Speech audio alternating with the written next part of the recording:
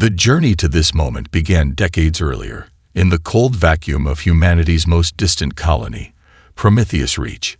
Captain Miranda Chen watched through reinforced viewports as the last of the evacuation shuttles lifted from the planet's surface, carrying the remnants of a settlement that had taken 3 generations to build. Plasma burns scared the landscape, silent testimony to the Zornak attack that had reduced their home to ash. Dr. Elena Rodriguez remembered that day vividly. She had been a young geopolitical analyst then, watching the reports stream in, her neural implants filtering the raw data of humanity's greatest defeat. The Zornak hadn't just destroyed a colony, they had sent a message. Humanity was to remain confined, controlled, pushed to the margins of galactic civilization. Now, years later, she stood in the immense holographic chamber of the Galactic Congress, the weight of those memories etched into every line of her augmented body. The chamber itself was a marvel of alien engineering, a perfect sphere suspended in what appeared to be empty space, with delicate platforms floating like crystalline islands. Each platform represented a civilization that had ruled the galaxy for millennia. The crystalline hegemony's transparent representatives shifted like living glass. The Zornak delegation stood in rigid military formation, their exoskeletal armor gleaming with centuries of conquest. Dozens of other species filled the remaining platforms, a testament to a political system that had remained unchanged for thousands of years. And at the center, a single human platform. Behind Rodriguez, a massive holographic display began to unfold. It wasn't a presentation. It was an indictment. Images of human colonies flickered into existence. Prometheus Reach, New Beijing, Nova Space. Each world showed the same devastating pattern. Civilian infrastructure reduced to radioactive dust, orbital stations torn apart, civilian ships drifting, their hulls breached, frozen bodies spinning in the eternal darkness of space. The alien delegates shifted uncomfortably. Some tried to look away, but Rodriguez's quantum-linked presentation locked their attention. Neural interfaces throughout the chamber began to transmit the data directly into the consciousness of every delegate. They would watch. They would understand. Her neural augmentations hummed, a subtle vibration that ran beneath her skin.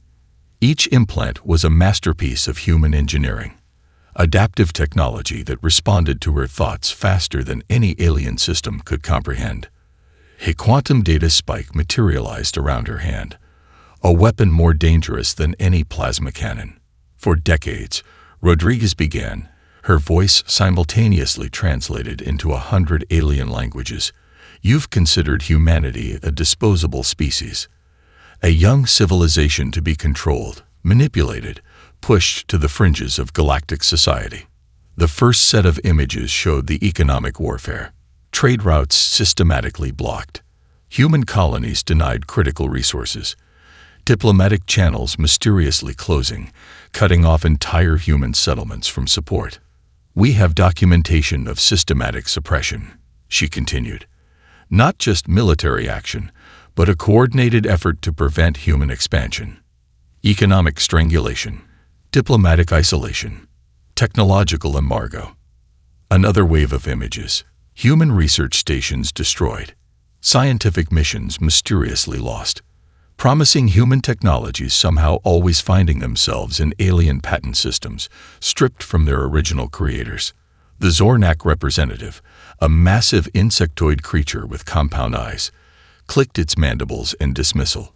But something in its posture had changed. A hint of uncertainty had replaced pure condescension. Rodriguez's lips curved into the slightest smile. Uncertainty was the first crack in their armor. Today, she said, her final words resonating through the chamber. That ends. With a gesture almost too quick to perceive, she activated the quantum data spike. The holographic chamber went dark. And then, something unprecedented began to happen. Deep within the obsidian black research station Hermes 9, Major Kai Chen watched the quantum streams with predatory intensity.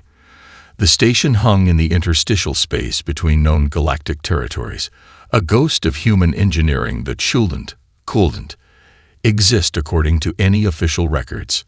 Around him, The Adaptive Response Unit, ORU, worked with machine-like precision.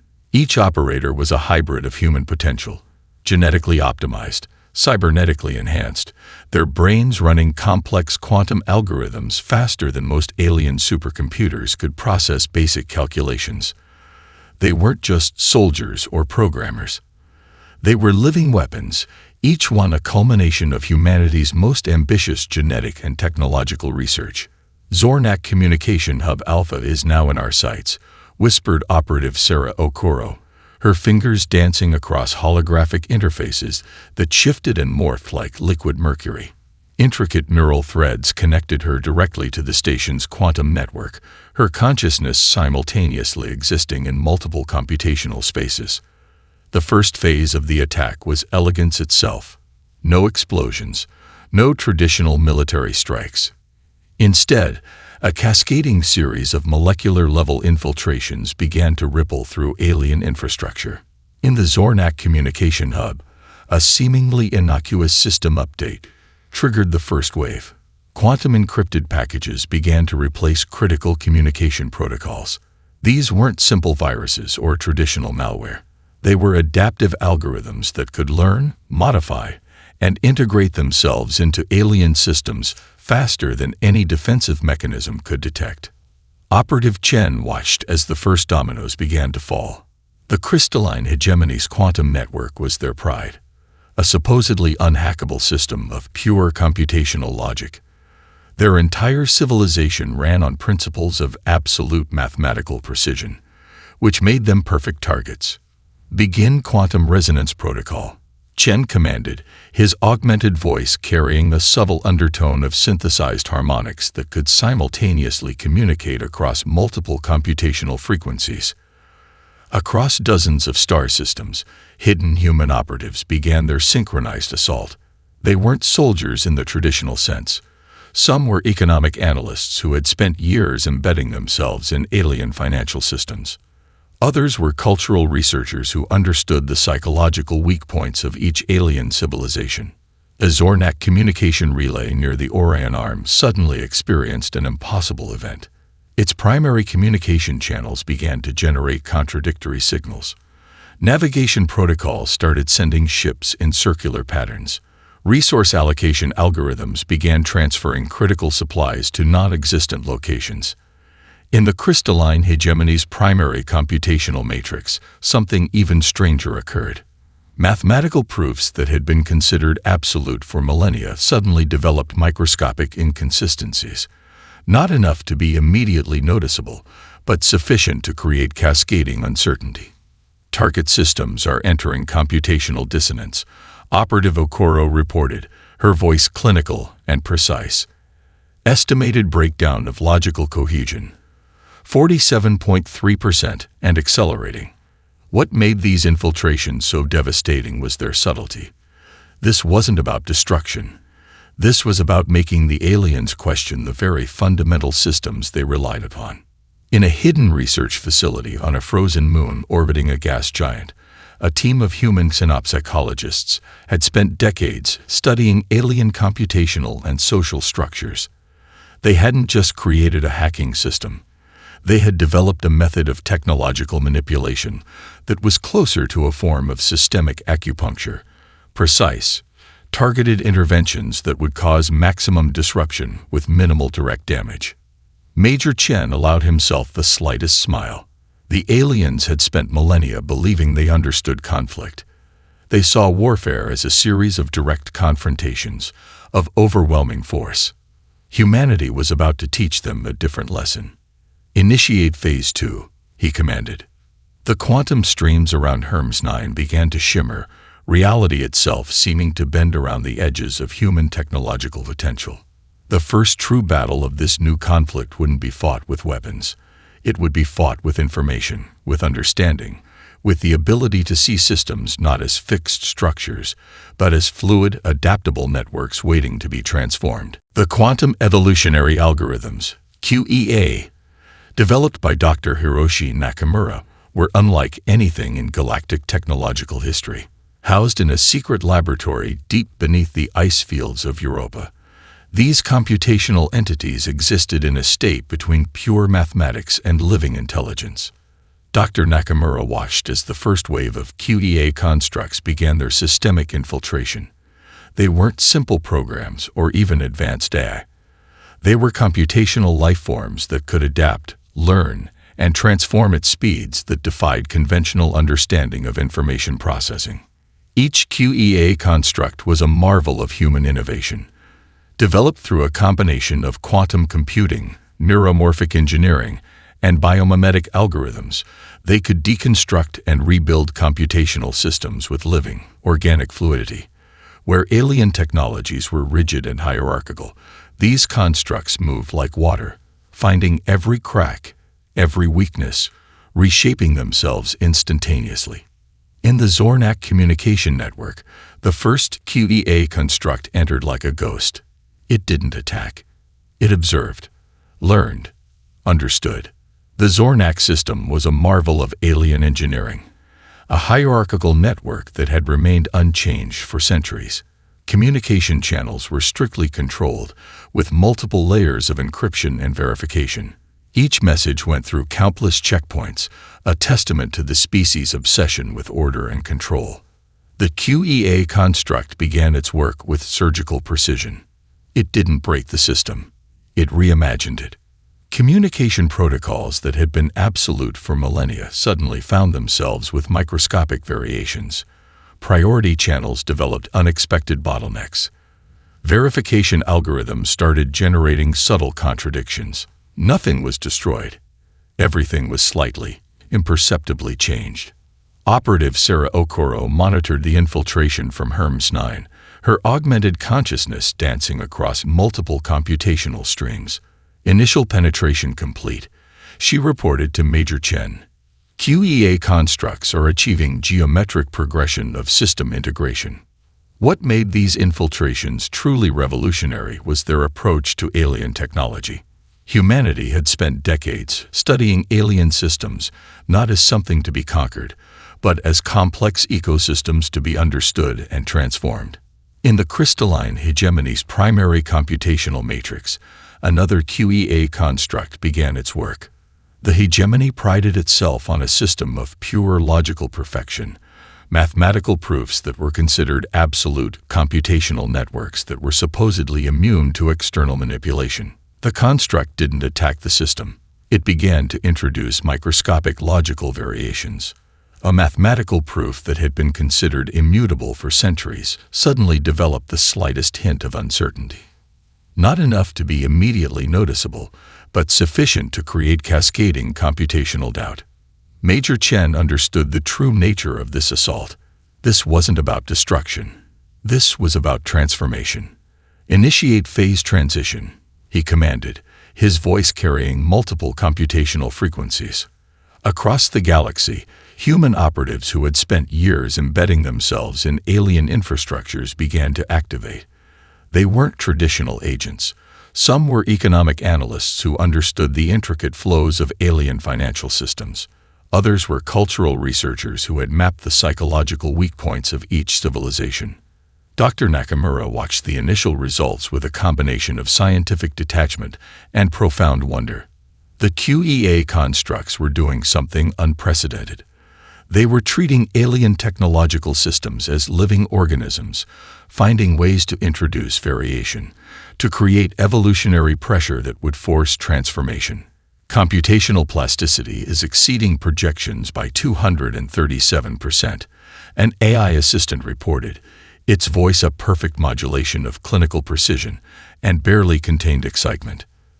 The true genius of the human approach was its fundamental philosophical difference. Where alien civilizations saw technology as a fixed system to be controlled, humans saw it as a living, evolving ecosystem. Each infiltration was less an attack and more a form of technological acupuncture, precise interventions designed to create maximum transformation with minimal direct damage. On Hermes 9, the quantum streams began to shimmer with possibilities not yet understood. Humanity was rewriting the fundamental rules of technological engagement. Dr. Arya Khalid leaned back in her neural interface chair, her consciousness expanding across multiple computational streams. The Xenopsychological Warfare Division was humanity's most classified and sophisticated psychological operations center, located in a quantum-shielded facility beneath the Atacama Desert. What the alien civilizations didn't understand was that humanity's true weapon wasn't technology, it was understanding. The Zornak civilization was built on absolute hierarchical control. Every aspect of their society, from birth to death, was structured around a complex case system that had remained unchanged for millennia. Their neural networks, their communication systems, their entire cultural infrastructure was a monument to rigid control. Dr. Khalid's team had spent decades mapping every microscopic vulnerability in their psychological architecture. Initiating cultural dissonance protocol, she murmured, her neural implants translating complex psychological algorithms into actionable intelligence. The first wave of psychological warfare was subtle. Quantum-encrypted data packages began to infiltrate Zornak communication channels. These weren't simple propaganda or misinformation. They were carefully constructed narrative fragments designed to introduce the slightest hint of doubt into their hierarchical system. In Zornak military communication networks, encrypted messages began to appear that subtly questioned the absolute nature of their case structure. Historical records started to develop microscopic inconsistencies.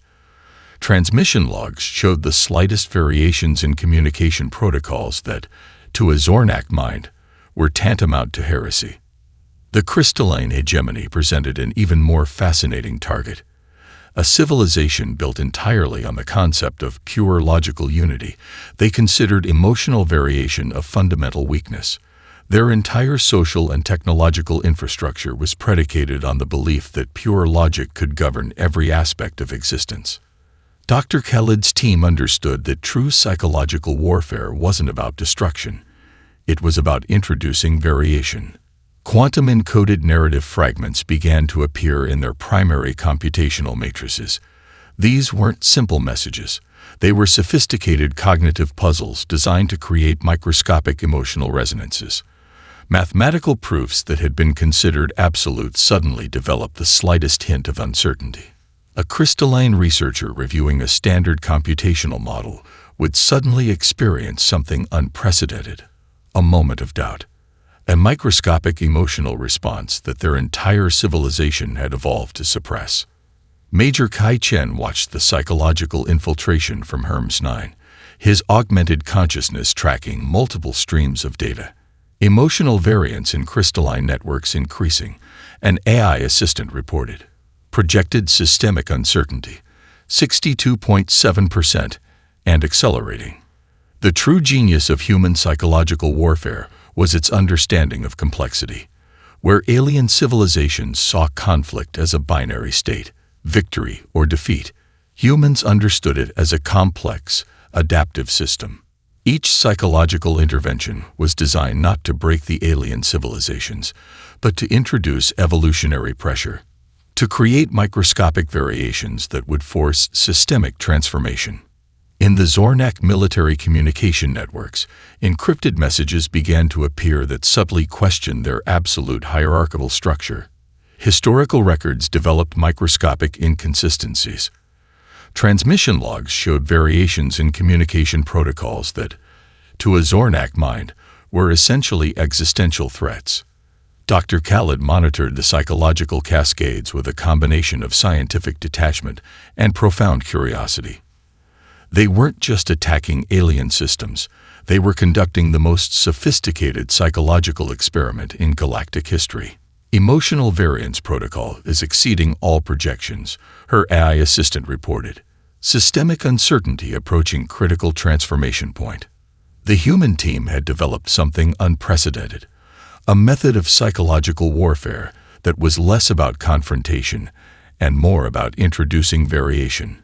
Each narrative fragment, each quantum-encoded message was a precise intervention designed to create maximum transformation with minimal direct damage. On the screens around her, alien communication networks began to shimmer with possibilities not yet understood. Humanity was rewriting the fundamental rules of psychological engagement. The Battle of the Carina Nebula would go down in galactic history as the moment everything changed. Commander Elena Reyes stood on the bridge of the HMS Prometheus, a vessel that defied every conventional understanding of space combat. Unlike traditional alien warships, massive, rigid structures designed for overwhelming firepower, the Prometheus was a living system. Its hull was a quantum-adaptive metamaterial that could reshape itself faster than enemy targeting systems could comprehend. The Zornak battle fleet arrived with the confidence of a civilization that had conquered countless species. 63 capital ships, each the size of a small moon, their weapons arrays capable of reducing entire planetary systems to radioactive dust. Their formation was a mathematical perfection, precise angular deployment that had crushed resistance for millennia. They expected another straightforward conquest. They were wrong. The Prometheus didn't just move. It danced. Quantum adaptive propulsion systems allowed the ship to perform maneuvers that violated every known principle of spaceflight. It could instantaneously shift vector, split its computational consciousness across multiple potential trajectories, and recombine in ways that made traditional targeting impossible. Incoming Zornak primary strike vector. Lieutenant Marcus Wong called out, his neural interface allowing him to process tactical information at speeds that would liquefy an unaugmented human brain. Probability models show standard attack pattern Omega-9. Commander Rice didn't even need to give a verbal command. Her neural link with the ship was so complete that intention became instantaneous action. The Prometheus didn't just dodge the incoming plasma barrages, it used them. Each weapon strike became an opportunity. The ship's quantum-adaptive hull would momentarily absorb the energy, redistribute it, and use the incoming attack to power its own defensive and offensive capabilities. It was less a space vessel and more a living computational organism that happened to travel through space. Surrounding the Prometheus, a squadron of human ships operated with similar unpredictability. They weren't a traditional military formation. They were an organic, adaptive network that could reconfigure itself faster than any alien tactical system could predict. Major Kai Chen watched the battle unfold from Hermes 9, his augmented consciousness tracking multiple tactical streams simultaneously. "Observe," he said to the young operators around him. "This is not about victory through destruction. This is victory through transformation." The human ships didn't just fight. They learned. Each interaction with the Zornak fleet became a computational exchange. Tactical algorithms evolved in real time, absorbing and adapting to alien combat protocols faster than the aliens could modify their own systems. A Zornak battle coordinator would recognize a tactical pattern, begin to construct a counter-strategy, and find that the human response had already shifted. It was like trying to fight water. Every time you thought you understood its shape, it had already become something else. Lieutenant Wong's tactical display showed something unprecedented. The human ships weren't just avoiding damage. They were systematically dismantling the Zornak fleet's computational infrastructure. Communication channels began to develop microscopic inconsistencies.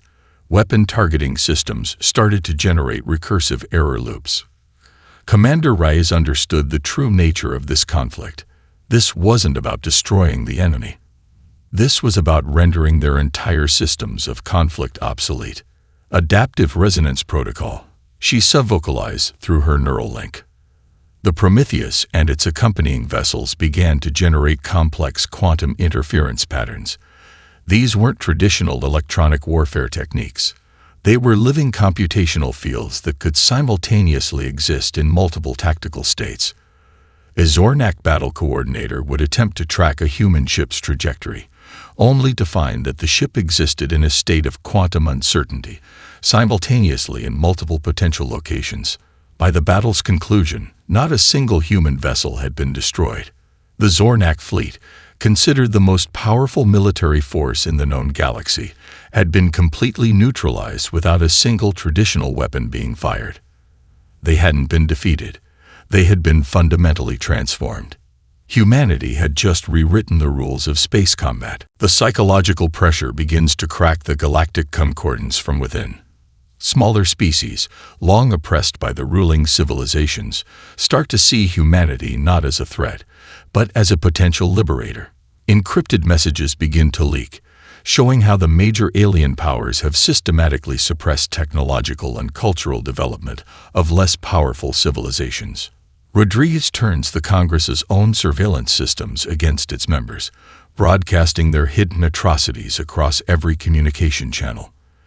The facade of galactic unity begins to crumble, revealing the rot beneath. In a desperate move, the alien civilizations attempt to launch a unified strike against Earth. But their attack is already compromised. Every weapon system, every strategic protocol has been subtly undermined by human infiltration. The massive assault becomes a catastrophic failure, with alien ships turning on each other due to unexplained communication errors. Major Chen watches the unfolding chaos, a grim smile crossing his augmented features. Humanity wasn't just defending itself, it was rewriting the rules of galactic engagement. The Reconstruction Summit lasted 3 standard galactic cycles, a blink of an eye in cosmic time, but an eternity in terms of political transformation. Dr. Elena Rodriguez stood at the center of a holographic conference space that defied traditional architectural understanding. It was a quantum-adaptive environment that could simultaneously accommodate the physiological and communication needs of over 200 distinct galactic civilizations. "We are not here to establish a new hierarchy," she began, her words carefully modulated by adaptive translation matrices that ensured each species received the most contextually appropriate interpretation. "We are here to create a framework of genuine mutual development." The proposed galactic collaborative framework was nothing short of revolutionary. It wasn't a treaty. It was a living, adaptive system of governance that could evolve in real time, responding to the unique needs of each participating civilization. Major Kai Chen monitored the negotiations from Hermes 9, his neural interfaces tracking millions of simultaneous communication streams. The true battle wasn't being fought with weapons, but with concepts, with the ability to reimagine fundamental principles of cooperation. The key innovations were breathtaking in their simplicity and complexity. Technological Transparency Protocol. Every civilization would have unrestricted access to basic technological developments. No more suppression of emergent species, no more artificial technological barriers. Economic Symbiosis Matrix. A dynamic economic system that didn't just prevent exploitation, but actively incentivized mutual development. Economic models that had been considered immutable were being rewritten in real time. Cultural Exchange Quantum Network, a communication infrastructure that could simultaneously translate, interpret, and contextualize interactions between civilizations with fundamentally different cognitive structures. Ambassador Zorak Thax of the Minor Stellar Collective found herself in an unprecedented position. Species that had been marginalized for millennia were now key architects of this new galactic framework. The Zornak delegation, once the most rigid and controlling presence in galactic politics, now appeared transformed. Their traditional hierarchical structures had been replaced by something more fluid, more adaptive. Neuralink observers noted unprecedented levels of internal reconfiguration. Dr. Aisha Okonkwo from the Information Warfare Center understood the profound nature of this moment. This wasn't about human victory. This was about creating a framework for collective evolution. "The most dangerous weapon we've developed," she had told Rodriguez during the preparatory meetings, "isn't a weapon at all. It's the ability to help other civilizations see their own potential." The crystalline hegemony, once a bastion of pure logical control, now found itself embracing a more nuanced understanding of existence. Their computational models were being rewritten to incorporate emotional and contextual complexity, a transformation that would have been unimaginable mere cycles ago. Each civilization brought its unique strengths to the new framework. The quantum nomads contributed their expertise in adaptive communication systems. The Spiral Confederacy shared breakthrough techniques in sustainable resource management. Smaller civilizations that had been suppressed for generations now found themselves active contributors to galactic development. Major Chen tracked the transformation with a combination of scientific detachment and profound wonder. Humanity had done something unprecedented. They had created a system that didn't just redistribute power, but fundamentally reimagined the concept of power itself. Dr. Rodriguez's final proposal was the most radical. A civilizational development collaborative, a living, quantum-adaptive system that would provide resources, protection, and development opportunities to any emerging civilization. No more systematic suppression. No more artificial barriers to growth. "We are not exceptional," she declared, her words resonating through multiple translation matrices. "We are simply the first to understand that true strength comes from collective potential." The holographic chamber seemed to shimmer with possibility. What had begun as a human intervention had transformed into a galaxy-wide moment of collective reimagining. The galactic concordance was dead. Something far more profound was being born. As the final protocols were encoded, humanity had achieved something beyond military or technological victory. They had demonstrated a fundamental truth that would reshape galactic civilization forever. The most revolutionary act is not conquest. It is creating the conditions for genuine collective transformation.